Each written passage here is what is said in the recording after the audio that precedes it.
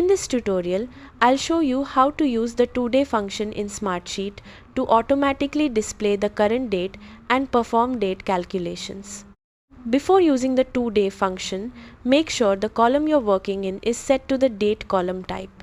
Right-click the column header, select Edit Column Properties and choose Date as the column type. Once your column is ready, click the cell where you want today's date to appear. Type the following formula and press Enter. Today. Smartsheet will automatically display the current date and update it each day. You can also use today in calculations. For example, to display a date 3 days from today, enter today h plus 3. To show a date 7 days before today, use today minus 7.